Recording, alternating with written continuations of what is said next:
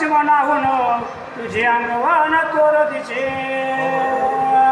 अशा प्रकारे गेली श्रावण महिन्यामध्ये आपल्या गावामध्ये चालत असलेले हे रामायण आणि हा जो चाललेला आहे हा उत्तर रामायणाचा भाग आहे. उत्तर रामायण आहे की नाही. वाल्मिकी रामायण आम्ही काही वेळेला कथा सांगितलेली आहे. तर वाल्मिकी रामायणामध्ये हे उत्तर रामायण आधी आलेलं आहे आणि रामविजयामध्ये हे नंतर आलेलं आहे उत्तर रामायण.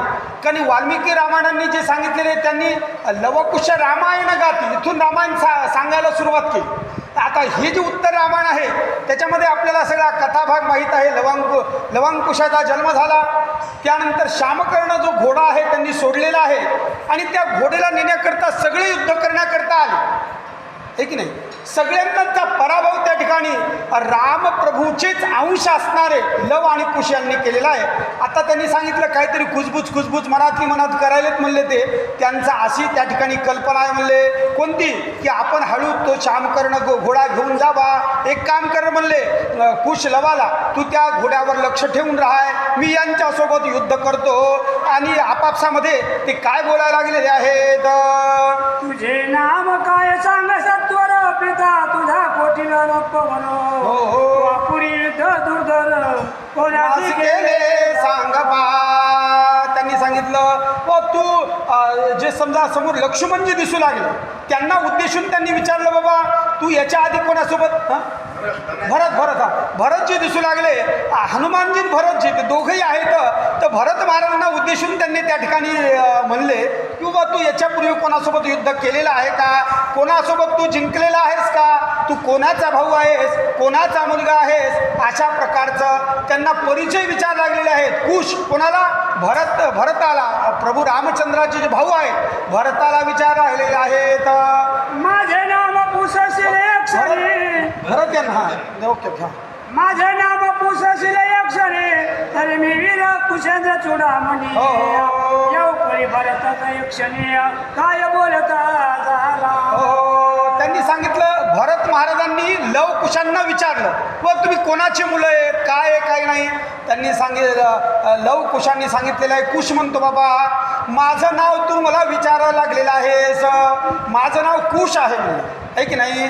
पण पुन्हा भरत महाराजांनी काय विचारलं त्यांना बोलू लागले कुशाला. यांचा वीर पराक्रम पाहिला त्यांनी की बाबा यांनी सगळ्या लक्ष्मणाला पराभूत केलं, यांनी वानरांना पराभूत केलं आणि आपल्याला आता यांच्यासोबत युद्ध करण्याची वेळ आलेली आहे. कुशाला विचारलं तुम्ही कोण आहेत, कोणाचे मुलं आहेत काय आहे. त्यावेळेला अजून काय विचारतो भरत ऐका म्हणे. लेकुरा तुझा येतो ना तुझं मी दिदले जीवदान. भरत माझ्या सोडले म्हणून सांगा फुले मातेचे.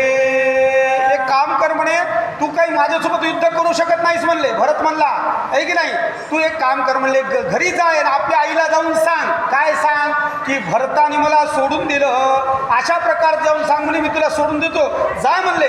असे भरत कुशाला बोलायला गेलेले आहेत.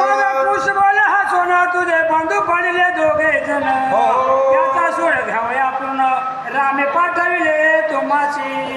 मग कुशाला थोडंसं हसू आलं म्हणले तुम्ही आम्हाला सोडून देणारे कोण आहे काय, आम्ही शूरवीर आहे क्षत्रिय वंशामध्ये जन्माला आलेले प्रभू रामचंद्राची म्हणून तुम्ही कोण सोडणार म्हणले. थोडं हसू आलं आणि तुमच्या आधी जे दोघं जण आले होते म्हणले त्यांना त्या ठिकाणी मी बेशुद्ध पाडलं, त्यांना त्या ठिकाणी मी पराभव केला त्यांचा आणि त्याचा सूड घेण्यासाठी तुम्ही इथं आलात की काय असं त्या कुशानी भरताला विचारलेलं आहे. युद्ध सांडून सांगसे गोष्टी बंधूचा सूड घे उठावटी. नातारी आता रणी धावणी पाठी अयोध्येशी पडे का. त्यांनी सांगितलं आम्ही जाणार नाहीत म्हणले. काय तुम्ही ज्या कार्यकर्ता आले तुमचे जे दोन बंधू आम्ही मारले त्यांचा सूट घेण्यासाठी आला चला म्हणे आमच्यासोबत युद्ध करायला तयार व्हा, आमच्यासोबत युद्ध करा, त्याचा बदला घ्या म्हणे, नाही तर इथून चला आणि नीट अयोध्येला निघा म्हणे, इथं काही थांबू नका असं कुश भरताला बोलायला लागलेला आहे. पाठमोऱ्याशी न मारी मी पाठमोऱ्याशी न मारी जाणं तुझा वैद्य झाले पूर्ण. बोल तुझा आहे रघुनंदन त्याशी घेऊन त्यांनी सांगितलं बाबा जो पाठमोऱ्या आहे त्याला मारू नये. पाठमोऱ्या म्हणजे आता रणांगणामधून जो पळाला आहे त्याला मारणं हे काही उचित नाही. मी पाठमोरा जो होतो त्याला मारित नसतो म्हणले. कुश महाराज बोलायलेत कोणाला? भरताला. तू जा म्हणे आणि तुमचा कोण रघुनंदन आहे त्यांना घेऊन ये म्हणले. आहे की नाही? बापसे बेटा सवाई यालाच म्हणतात. आहे की नाही? काय काय आहे का? प्रभू रामचंद्राचा प्रताप तर आपण पूर्ण रामायणभर ऐकला, पण यांचाही प्रताप त्यांच्यापेक्षा कणखर का होईना थोडासा जास्त अशा प्रकारचा इथं आपल्याला पाहायला मिळाला आहे. आयशी बोलता सीतानंदन भरतेचा पाशी लावणे बाण आकर्णपर्यंत ओढून कुशावारी सोडला. त्यांनी सांगितलं आता असं इतकुसा मुलगा आहे म्हणे बोलायला. तर भरताने काय केलं? धनुष्य हातात घेतलं, बाण त्याच्यावर लावला, आकर्ण म्हणजे आपल्या कानापर्यंत त्या ठिकाणी ओढला आणि तो भरत कुशाला त्या ठिकाणी बाण मारला. इतक्यामध्ये काय झालं ऐका. सीतात मध्ये शर टाकून मध्ये चितोडीला तो बाण हो त्याची शर जाळ घालून कटक बहुत सवारी. त्यांनी सांगितलं मग कुशाने काय केलं? आपल्या भात्यातून एक बाण काढला, तो बाण मारला.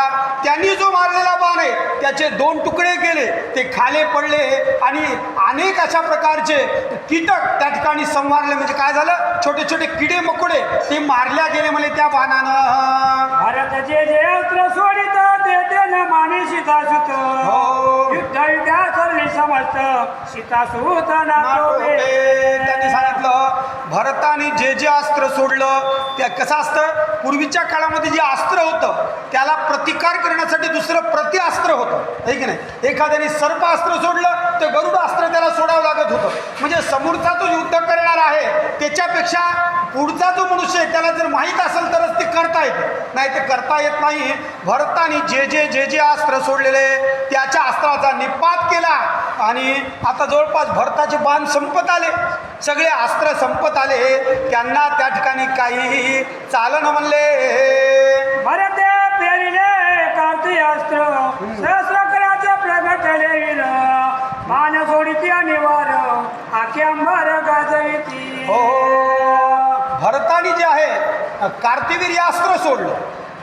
कार्तिवीर्य अस्त्राचं काय महत्त्व असतं त्यांनी सांगितलं. 1000 वीर प्रगटले आणि 1000 वीर प्रगटून हे सगळेच जण बाण सोडायला लागले कुशावर. एकापेक्षा एक हाक मारायले व त्या ठिकाणी युद्धाची गर्जना करायला लागलेले आहेत आणि त्या ठिकाणी बाण सोडायलेत म्हणे कुशावर.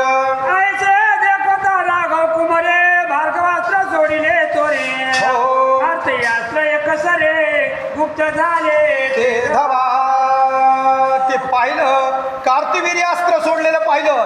तितक्यामध्ये यांनी कुशानी भार्गवास्त्र अशा प्रकारचं सोडलं. जसं भार्गवास्त्र बाहेर आलं कार्तवीर्यास्त्र एका बाजूला झालं. त्याचं सगळं जे ऊर्जा होती त्याची जी एनर्जी होती ती शमन झाली आणि ते शांत झालं असं सांगायला लागलेले. भारते प्रेमिली काल रात्री तमे दाखली धरती तव सीता पुत्रे ते अवसरी द्वाद सूर्य प्रगट मिले. भरताने काय केलं? काल रात्र अस्त्र सोडलं. काल रात्र म्हणजे सगळीकडे अंधार अंधारच करून टाकला, काही दिसणं काही नाही. मग कुशाने काय केलं? 12 सूर्य त्या ठिकाणी प्रगट केले. किती? 12 सूर्य प्रगट केले आणि 12 सूर्य प्रगट करून त्या ठिकाणी सगळीकडे उजेड अशा प्रकारचा केलेला आहे म्हणले. त्या प्रकाश देळाची गोळ तपो लागला भरत म्हणे हा काही काळा सर्व काही नाटोपे. काय झालं? त्या प्रकाशामुळं तो ब्रह्मांड जो आहे तो सगळं गोलाकार झालं. काय उष्णता सहन होत नाही. आपल्या कसं असतं आता मे महिन्यामध्ये जर आपण पाहिलं केव्हा ऊन लागू लागले की सावलीला जाऊ की असं होतं. ते म्हणले आता या ब्रह्मांडामध्ये काहीतरी हलकल्लोळ होतो का काय की म्हणले आता मला काही कळत नाही आणि हा कुश काही कोणाला आटोपणारा नाहीये असा विचार भरत महाराज करायला लागलेले. तर भारते सोडले महिषासुर कुशे टाकली शक्ती आणि वार भारते सोडले त्र्यंबकास्त्र केले भस्मासुरास्त्र सोडिले. त्यांनी सांगितलं पहिल्यांदा भरत महाराजांनी काय केलं म्हणले महिषासूर नावाचं अस्त्र सोडलं. आता महिषासुराचा वध कोणी केलेला आहे आपल्याला माहिती आहे, देवीनं केलेला आहे, शक्ती आहे की नाही. महिषासुर मर्दिनी ज्याला आपण म्हणतो त्या अशा प्रकारे शक्ती अस्त्र सोडलं कुशाने, शक्ती त्या महिषासुरास्त्राचा निपात केला. त्यानंतर जे आहे त्र्यंबकास्त्र कोणी सोडलं भरतानी, त्याच्यावर भस्मासुर नावाचं अस्त्र जे आहे कुशाने सोडलं. म्हणजे भरतापेक्षा एक कणखर अशा प्रकारचं अस्त्र सोडायला गेलेले आहेत म्हणले कुश महाराज. मग कुशेंद्र देयला सूर्यमुख बाण काढिला, जैसे मेघातून निघेच पळा तैसा गेला त्वरेने सांगितलं. मग कुशाने काय केलं, एक सूर्यमुख अशा प्रकारचा एक बाण काढला. काही काही स्पेशल बाण असतात, जसं आता रावणाने तुम्ही ऐकलेले शक्ती ज्या वेळेला काढली लक्ष्मणाला मारण्याकरता तो त्याच्याकडला एक विशेष वरदान प्राप्त झालेला बाण होता. तसं इथं कुशाने काय केलं, सूर्यमुख नावाचा बाण काढला आणि जसं मेघामधून एखादी वीज या ठिकाणी बाहेर पडती ते त्वरेनं आला आणि पुढे जाऊ लागला. म्हणले भरताचे हृदय येऊन खळखळला देय बाण, हृदयावर येऊन कोण भरत खाली पडेला. त्यांनी सांगितलं तो बाण काही साधारण नव्हता. तो बाण आला आणि भरताच्या हृदयाला स्पर्श केला, हृदयाला लागल्याबरोबर खडतर अशा प्रकारचा बाण रथावरून भरत खाली येऊन पडला. आणि खाली येऊन पडल्यानंतर आता पुढे काय झालं ते ऐका. म्हणले दळपुरीच्या दिले समजत असे कोणी हनुमंत, घेऊन एक विशाल पर्वत कुशेंद्रावर आता भरत खाली पडलेला पाहिलं त्यावेळेला हनुमंत म्हणले आपल्यालाही आता जावं लागते. हनुमंताने एक मोठा पर्वत हातामध्ये घेतला आणि पर्वत हातामध्ये घेऊन त्या कुशावर मारण्याकरता तो सरसावला. म्हणले दोन्ही बळे भिरकाविला कुशे वज्रमुख बाण सोडिला, अचल फोडोनी पिष्ट केला द्रोळा उडाला आकाशे. त्यांनी सांगितलं बाबा एकापेक्षा एक शस्त्र चालू आहे. त्यांनी ज्या वेळेला पर्वत टाकला वज्रमुख अशा प्रकारचा बाण सोडल्याबरोबर त्याचा बुगा झाला, चुराळा झाला. अहो नुसतं नाही धूळच झाली, ती त्याची पर्वताची धूळ जी आहे म्हणे ती आकाशामध्ये उडाली असं सांगायला लागलेले. मारुतीचे हृदय लक्षण सोडले तेव्हा वज्र बाण, तो वज्र देई परिमूर्छना येऊन धरणीवरी पडेला. ते त्या ठिकाणी उडाला तो धुरळा. पण आता काय यांनी एक वज्रबाण काढला आपल्या भात्यामधला कुशाने आणि सोडला कोणावर, मारुतीवर सोडला. म्हणले आता वज्राचं शरीर आहे मारुतीचं, त्याला काही होत नाही, पण याच्यापासला जो बाण होता तो त्याच्या वज्रापेक्षा सुद्धा कठीण होता म्हणले. आणि तो वज्राचा बाण मारुतीला जाऊन लागला, तो मारुती सुद्धा धरणीवर कोसळला म्हणून सांगायला लागलेले आहेत. इकडे विभीषण आणि रघुनंदन विचार करीत बैसले पूर्ण, बाळके कोणाचे कोण युद्ध निर्वाण करीतात. इकडले काय झालं, इकडे म्हणले बिभीषण आणि प्रभू रामचंद्र विचार करायले. रावणाने एवढं सतवलं नाही म्हणजे आम्हाला.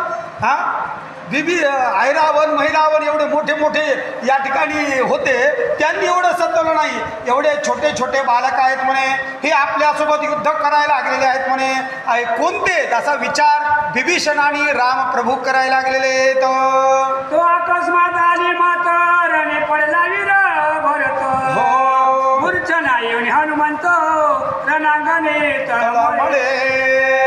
तितक्यात एका दूताने येऊन सांगितलं म्हणले काय तिथं भरत महाराज जमिनीवर पडले, मूर्छना येऊन पडलेले आहेत. एवढंच नाही हनुमंतरायाची सुद्धा तीच गती झालेली म्हणे, त्याच्या पलीकडे काहीही गती नाही. तितक्यात निरोप आला तिकडून इकडे अयोध्येमध्ये आला. म्हणले निरोप. विभीषण म्हणे रघुनाथा आता काय जायत करिता, आश्चर्य तत्वता जाऊन या पहावे. आता विभीषण जवळ होता, प्रभू रामचंद्राला म्हणायला आता काय करावं म्हणले, आपण कोणते प्रयत्न करावे. जेवढे प्रयत्न केले तेवढे त्या ठिकाणी आपण अपयश आलं, त्या प्रयत्नाला यश आलं नाही. आपण काय करावं म्हणले, आता प्रत्यक्ष जावं आणि ते कुमार कोण आहे ते आपल्या डोळ्यांनी अवलोकन करावं, ते आपण पाहावं म्हणले. रघुवीर बोले तेव्हा वचन काय कैसा परम कठीण, बांधू पडले तिघे जण कुळक्षय कशी काळ आली म्हणले, असा कसा वेळ आला. प्रभू रामचंद्र बिभीषणाला म्हणायला लागलेले, एकापेक्षा वीर असणारे, माझ्यावर हृदया स्वतःपेक्षावरही जास्त प्रेम करणारे असे माझे तिन्ही भाऊ हे त्या ठिकाणी रणांगणावर पडलेले आहेत. अशी कशी वेळ आली म्हणले, असं कसा प्रसंग आपल्यावर ओढवला, असं प्रभू रामचंद्र बिभीषणाला बोलायला गेलेले आहेत. परम क्रोधावला रघुनंदन तोडून टाकिलं यज्ञ कंकण, गोमद्रय उलांडून सीतारामला उठिला. अशा प्रकारे थोडा राग आला प्रभू रामचंद्राला आणि रागारागाने उठले. यज्ञ कंकण म्हणजे आपण भागवत करत असताना सुद्धा त्या महाराजाला एक लोकर बांधतो बघा, त्यालाच यज्ञ कंकण म्हणतात. त्या यज्ञ कंकण बांधलेल्या माणसांनी यज्ञ जोपर्यंत चालू आहे तोपर्यंत सगळ्या नियमांचं पालन करायचं, ब्रह्मचर्यत्वाचं पालन करायचं. त्यानंतर जे आहे काही असं ज्यातून आपली तब्येत बिघडेल असं काही खायचं नाही, हे सगळे नियम आहेत. जे पचायला कठीण आहे ते सुद्धा खायचं नाही म्हणले. त्याच्यामुळे ते यज्ञ कंकण बांधलेलं असते. ते यज्ञ कंकण तोडून टाकलं. ते होमद्रव्य तिथं सगळे ब्राह्मणांनी ठेवलेले होते. काही दुरण्यामध्ये ते शाकल्य असते बघा, ते शाकल्य म्हणजे काय, तांदूळ ते जवा एकत्र केलेल्या, ते होमपुडा. आता तर ते होमपुडा जे यायला बाजारातून तेही आम्ही एकत्र करायलो. ते होमपुडा एकत्र शाकल्य तयार आहे, ते ओलांडून प्रभू रामचंद्र पलीकडल्या बाजूला निघून गेले म्हणले. हडबडली अयोध्या सर्व निशानी नगारीचा गाव, रथारूढ होऊन सर्व पवन वेगळे दाबले. त्यांनी सांगितलं सगळ्या अयोध्येमध्ये हलकल्लोळ माजला. असे कोणते वीर आहेत, असे कोणते युद्ध आहेत ज्यांनी प्रभू रामचंद्राला सुद्धा आपलं आसन सोडायला लावलं, हे की नाही. अशा प्रकारे सगळे विचार करायला लागलेले आहेत. आणि हे रामप्रभू आपल्या रथामध्ये बसले आणि पवन वेगानं म्हणजे वायूच्या वेगानं ते लवकरात लवकर कुशांच्या जवळ आलेले आहेत. सुग्रीव जांबवंत नळनीळ सर्व वायू सुत, अयोध्येचे दळ समस्त परम वेगळे धावत. ते एकटेच आले नाही म्हणले, त्यांच्यासोबत विभीषण होते, सुग्रीवजी होते, जांबुवंत होते, नळ नीळ अशा प्रकारचे सगळे त्यांचे जे योद्धे त्यांच्या सोबत होते ते लवकरात लवकर त्या कुशाच्या ठिकाणी आले आहेत म्हणले. वर्षाकाळी गंगेचे पुर सागरा प्रति जाती सत्वर, येई नर वानराचे भार रणसिंधू जवळी पातले. त्यांनी सांगितलं जसं आता हे श्रावण महिना झाला, 2-4 दिवस भरपूर पाऊस पडला, ओढे नद्या नाले तलाव यांचे पूरच्या पूर गेले म्हणे आणि तो समुद्राला जाऊन त्या ठिकाणी मिळाले. हे जसं झालं तसंच वानराचे ढिगच्या ढिग अनेकच्या अनेक वानरं तिथं रणसंग्राम चाललेला आहे, जिथं युद्ध चाललेले त्या ठिकाणी येऊन उपस्थित झाले म्हणले. तिघे बंधू पडले रणी तेलनी लोकी चाप पाणी, की नमस्कार घातले धरणी ती गाय मिळून एकदाची. तिने आता अवस्था त्या तिघां भावाची काय झालेली होती म्हणजे रणांगणावर बेशुद्ध अवस्थेमध्ये पडलेले होते. प्रभू रामचंद्र आलेलं पाहिलं आणि तिघांनी मोठे भाऊ आलेले पाहून नमस्कार त्यांना केलेला आहे. तुझे कन्याशी गांधीले व्यर्थ म्हणून प्रतिशी नमस्कार करीत, असो प्रेते दे कोणी रघुनाथ म्हणे परमाक्षो. त्यांनी सांगितलं कारण सीता माता ही कोणाची मुलगी आहे, पृथ्वीची मुलगी आहे ना, त्यामुळे त्या पृथ्वीच्या मुलीला त्रास झाला म्हणून पृथ्वीवर ते नतमस्तक झालेले आहेत असं त्यांनी सांगितलेलं आहे. त्यांनी सांगितलं बाबा पृथ्वीवर त्यांनी नमस्कार केला आणि आता सगळे प्रेत पाहिले तिथं. लवकुशांनी सगळ्यांचा पराभव केला, सगळ्यांना युद्धामध्ये हरवलं. पाहिल्याबरोबर प्रभू रामचंद्र त्या ठिकाणी विस्मित झाले आणि काय केलं त्यांनी ऐका म्हणे पुढे. माग दुरोणी देखील नयने श्याम सुंदर बाळे त्या क्षणी, एका करे एक पावणे गोष्टी करते कौतुके. श्याम सुंदर म्हणजे भगवान कृष्णासारखं असं रूप आहे त्यांचं, बाल रूप आहे, छोटे छोटे बाळ आहे. त्या दोघांनाही पाहिलं प्रभू रामचंद्रांनी आणि अंतःकरण त्या ठिकाणी किती केलं तरी शेवटी कसं असते, माणूस नात्याकडे फार लवकर वळते, अलग लक्षात. तर पाहिलं सुंदर दिसायलेत, आपापसामध्ये काहीतरी खुजबूज करायलेत म्हणे.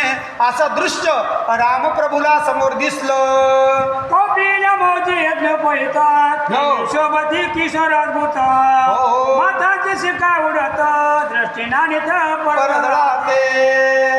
कसं काय काय दिसलं, कोपीन म्हणजे लंगोटी त्यांना दिसली, म्हणले यज्ञोपवीत म्हणजे गळ्यामध्ये जानवं आहे त्यांच्या, शोभायमान अतिशय किशोर वयामधले मुलं आहेत, तेजपुंज दिसायला गेले आहेत, त्यांच्या डोक्यावर भली मोठी शेंडी दिसायला गेली आहे की नाही. अशा कारण हे शिखा आणि सूत्र हे आपल्या हिंदूचं पहिलं कर्तव्य आहे. फक्त एकट्याने ब्राह्मणांनी जानवं घालावं असं नाही, सगळ्यांनी जानवं घालावं. ब्राह्मणातही मुंज असती, क्षत्रियातही मुंज असती, वैश्यामध्ये मुंज असती. पण आमचे ते शरद काका सांगतात तसं आमच्या लवकर होईना तर तुम्ही करा ना, अशा पद्धती आहेत आहे की नाही. कारण पहिले सगळे जुने लोक जानवं घालत होते, तसं त्या ठिकाणी सांगितलं गळ्यामध्ये जानवं आहे, शेंडी आहे आणि त्यांच्याकडे दृष्टिक्षेप त्यांनी टाकला म्हणले. असो वृक्ष पाषाण घेऊन धावले एकदाचे वानर गण, तो दोघे धनुष्य चढवून सरसावून पुढे आले. आता हे वानरगण सगळे एकत्र आले, त्यांनी काही झाडं उपटले, काही दगड हातामध्ये घेतले आणि एकदाच त्यांच्या अंगावर टाकण्यासाठी पुढे आलेले आहेत म्हणे. हे काही साधारण नव्हते, यांनी आपल्या भात्यामधून बाण काढला आणि त्यांना प्रतिद्वंद करण्याकरता ते सज्ज झालेले आहेत म्हणले. आश्चर्य करी रघुनंदन सोडती बाणापाठी बाण, रगेंद्राचे गर्जन दुखे वचन बोलती. त्यांनी सांगितलं बाबा यांनी झाडं टाकले, पर्वत टाकले, एकानंतर एक लवकुश बाण सोडायला लागलेले आहेत म्हणले. त्यांना पाहिल्यानंतर त्यांनी या ठिकाणी गर्जना केली, अशी गर्जना केली आणि ते काय बोलू लागले ते ऐका म्हणले. खाली ते असंभाय बाण झालं, जर्जर केले वानर दळ, शिळा वृक्ष बोलवली सकळ, दळावर टाकीते. आता एकापेक्षा एक बाण सोडायत, ज्या बाणाला कोणता उपाय चालत नाही असे बाण त्यांच्याजवळ होतं म्हणले. ते सगळे वानर सेना जी आहे जर्जर करून टाकली, काहीच चाललं त्या वानर सेनेचं, सगळे उपाय करून थकले. ती वानर सेना जर्जर केली, ती थकली की दुसऱ्या सैनिकावर त्या ठिकाणी बाण सोडायला गेलेले आहेत म्हणले. आणि वार बाळकाचा मार न सोसविते दारुण शर, पेटे पडल्या पार उरले वानर पळती भये. त्यांनी सांगितलं एकानंतर एवढे बाणं सोडायले, तेवढे बाण त्याला गणती नाही, एवढे बाणं. त्या बाणाचा काही दारुण जो मार होता तो काही वानरांना सोसन म्हणे. जे आहे तिथं मूर्छा येऊन पडायले, कोणी वानर त्या बाणाच्या भीतीनं पुढे पुढे पुढे पुढे पडायला लागलेले आहेत म्हणले. हनुमंत भाई म्हणत उर्दो पंथे उतरवणे अकस्मात, पुढचे बांधवणे दोघे त्वरित राघवापाशी आता हनुमंतराय म्हणजे बुद्धिमतां वरिष्ठम आहेत ना, आपण म्हणत ना मनोजवम मारुततुल्य वेगम जितेंद्रियम बुद्धिमतां वरिष्ठम. बुद्धिमतावर थोडी बुद्धी चालवली म्हणले त्यांनी. आपण काय करू म्हणले, मागच्या बाजूनं गुपचूप जाऊ, आपली शेपटी सोडू, शेपटीनं त्यांना बांधू आणि बांधून काय करू म्हणले, प्रभू रामचंद्राच्या जवळ आणून त्या ठिकाणी त्यांना सोडूत म्हणले. असं त्यांच्या डोक्यामध्ये विचार चालू आहे. आता पुढे काय होतं ते ऐका म्हणले. पुढो पाया जाने कुमारा तो कुसे टाकला सबळ शर, त्याच्या हृदया डोळी सत्वर बाण प्रतिवरे पडेला. आता ते पाहिलं की हनुमंतराय निघालेले आहेत, आपल्याजवळ यायलेत. कुशाने एक बाण घेतला, तो बाण सोडला, त्या ठिकाणी हनुमंतरायाला लागला, त्याला आदळला आणि तो बाण पृथ्वी तलावर पडला म्हणले. कुश बोले गर्जन मरकटा उभा राय एक क्षण, वाई दोषिले अशोकोन ते येथे न चले सर्वथा. पूर्वीची आठवण करून दिली हनुमंतरायाला. ते म्हणले तुम्ही अशोकवना जाऊन सगळा धिंगाणा घातला होते, सीतामातेचा शोध केला त्यावेळेला, ही इथं चालणार नाही म्हणलं. हे मरकडा एक क्षणभर थांब म्हणले इथं. अशा प्रकारचे कुश हनुमंतरायाला बोलायला गेलेले आहेत. कोणी वृक्ष पाषाण हे राक्षस युद्ध नये जाण, तो नये रे गिरी द्रोण तो रे उपटो न्यावया. आहे की नाही, त्यांची अवहेलना केल्यासारखं बोलायला लागलेले आहेत. ते काय म्हणले, काही का द्रोणागिरी पर्वत का म्हणे उपटून न्यायला, हे काही राक्षसाचं युद्ध नाही म्हणले.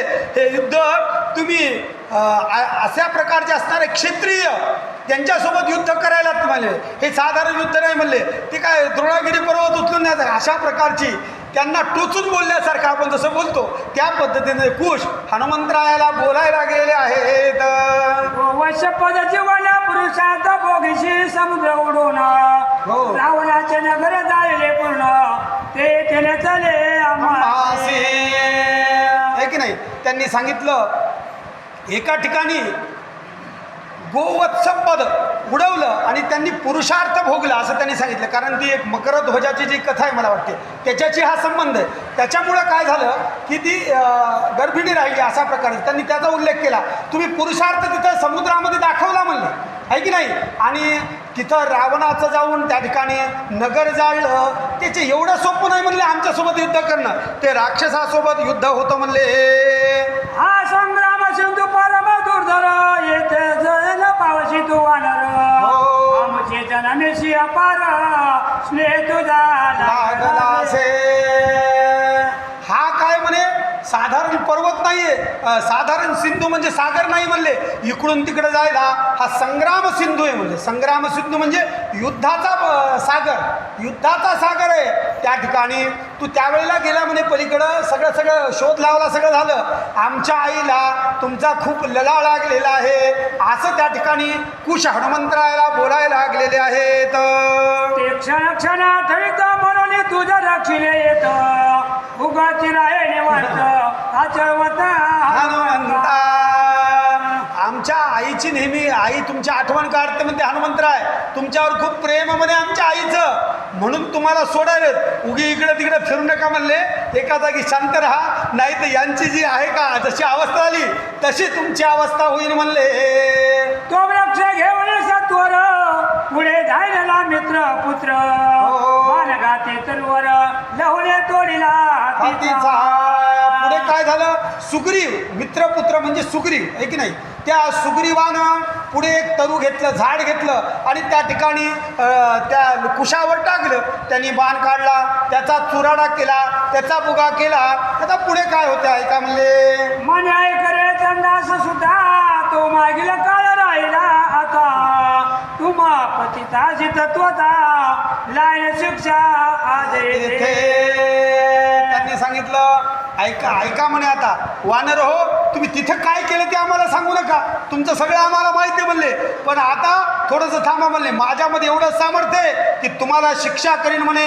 पहा म्हणे आता काय होते. तर वारी ज्येष्ठ बंधू मारवण त्याचे स्त्रीशी करीशी गमन हो. त्याचे बळे कर्म केले पूर्ण त्याचे ज्ञान कळवाले. हो त्यांनी त्यांचं सगळं पहिलं काढायला काय काय केलं म्हणजे वाळीला मारलं आहे की नाही. त्या ठिकाणी त्यानंतर त्याच्या स्त्रियेबरोबर रममान त्या ठिकाणी ते तुम्ही झालात म्हणले. तुमचं सगळं कर्म आम्हाला कळालं म्हणे. तुमचं ज्ञान कळालं, भक्ती कळाली, वैराग्य सगळं त्या ठिकाणी तुमचं कळालं म्हणे. असा छोटासा कुश आहे, पण यांच्याकडून ज्या ज्या चुका झालेल्या आहेत त्या चुकाची जाणीव कुश त्यांना करून द्यायला लागलेले आहेत. तुम्हा मरकटा शिकायचे ज्ञान अरे तुझा गुरु भेटला जाण उत्तम न्याय करून तारा तुझं त्यांनी सांगितलं बाबा हे की नाही माकडाला काही ज्ञान नसते. तुमच्या माकडाला कुठून ज्ञान आलं हो म्हणले. पण तुमचं परमभाग्य असं आहे की तुम्हाला गुरु चांगले भेटले आहे की नाही. तुम्हाला गुरु चांगले भेटल्यामुळं तारा ही तुला समर्पण करण्यात आली आणि तुझं हे जीवन त्या ठिकाणी सुरळीतपणे चाललं म्हणले आहे की नाही. कारण एका ठिकाणी असं सांगितलेलं आहे की माकडाच्या हातात काही वेळेला माळा दिल्या, रत्नांच्या माळा, त्याला त्याचा काही उपयोग नाही. तर तुमच्या माकडाला कशाचं ज्ञान आलं म्हणले. अशा प्रकारचे बोलायला लागलेले आहेत. गुरु आपण ते चाले सदा मग कायची शिष्याशी मर्यादा हो. अजू प्रायचित एकदा घे आजी रणांगणी.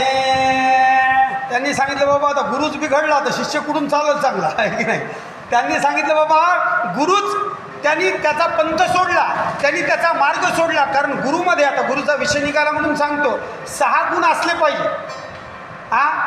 6 गुण कोणते. तो त्या ठिकाणी कृपाळू असावा सगळ्यात मोठं. शिष्याने एखादा जर प्रश्न विचारला तर त्या प्रश्नाचं समाधान करण्याची ताकद त्याच्यामध्ये असली पाहिजे आहे की नाही. उदार असावा, सगळ्या शास्त्राचं वेदाचं पुराणाचं त्या गुरुला ज्ञान असलं पाहिजे आहे की नाही. 1.25 रुपया दिला बाई मी गुरु केला, या गुरुला काही अर्थ नाही.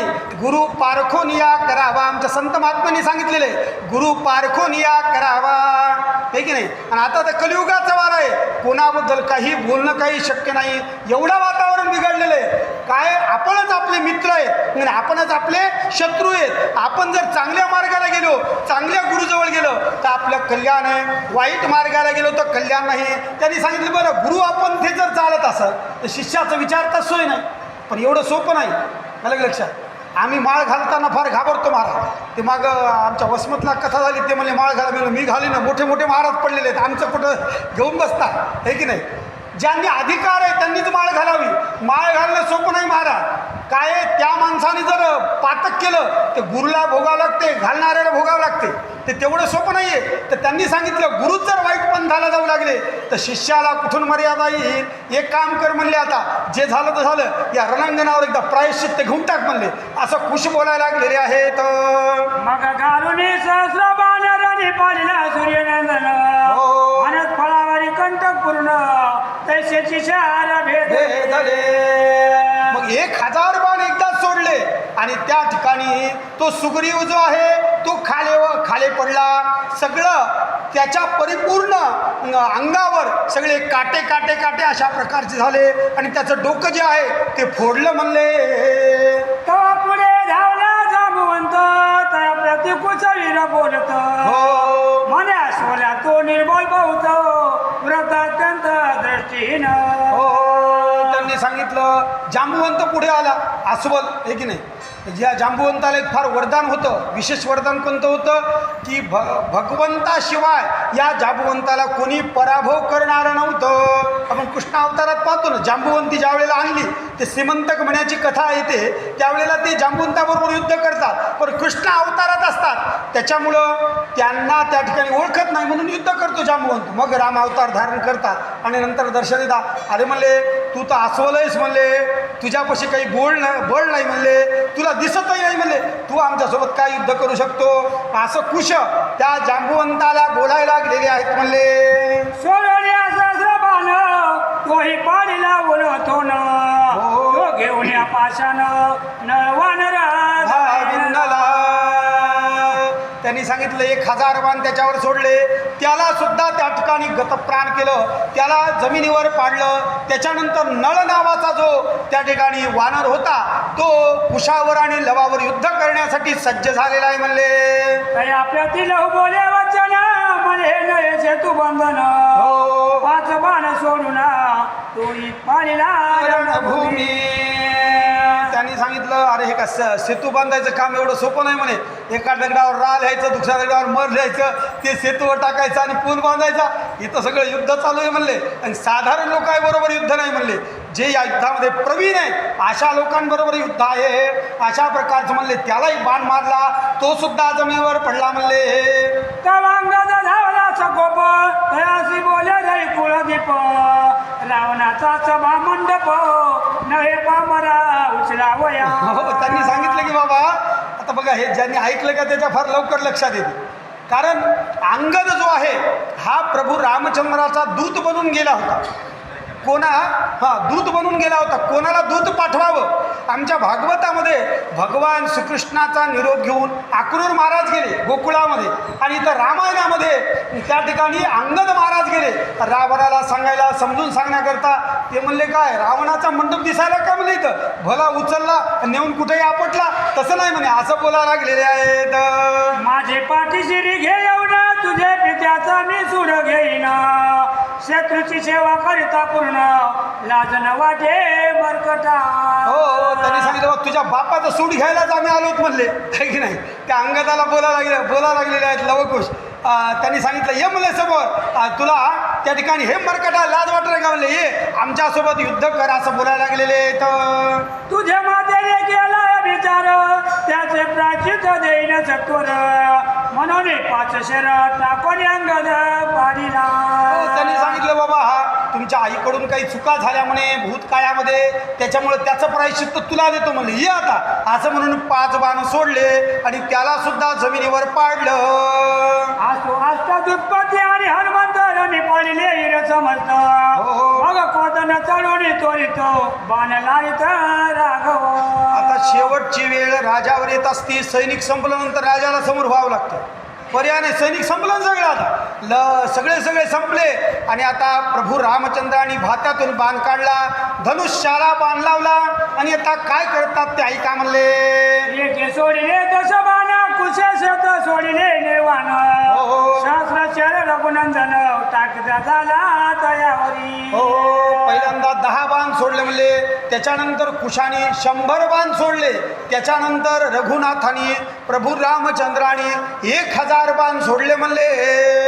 कुशे लक्ष बाण सोडिले लागले कोटी गोकडिले बाण मंडपे ते झाकुळले सूर्यबिंब.